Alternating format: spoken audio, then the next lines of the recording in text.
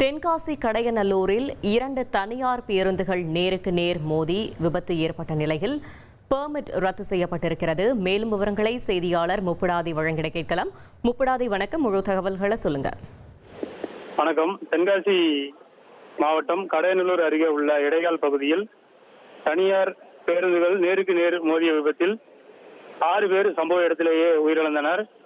சுமார் 66 பேர் காயமடைந்த நிலையில் அதில் 7 பேர் திருநெல்வேலி அரசு மருத்துவமனைக்கு மேல் சிகிச்சைக்காக அனுப்பப்பட்டுள்ள நிலையில் மீதி உள்ள அனைவரும் தென்காசி அரசு மருத்துவமனையில் சிகிச்சை பெற்று வருகின்றனர்.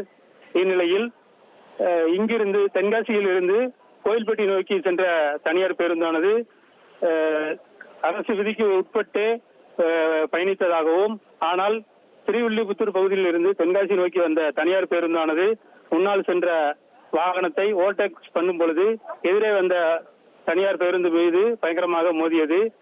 எனவே தவறு நடந்த சம்பவத்தில் முக்கிய காரணமாக திருவில்லிபுத்தூரில் இருந்து தென்காசி நோக்கி வந்த தனியார் பேருந்து என முடிவு செய்யப்பட்டு தற்பொழுது மாவட்ட ஆட்சியர் கமல் கிஷோர் தென்காசி நோக்கி வந்த தனியார் பேருந்தான கேசர் என்னும் தனியார் நிறுவன பேருந்திற்கு பெர்மிட்டை ரத்து செய்து உத்தரவிட்டுள்ளார்.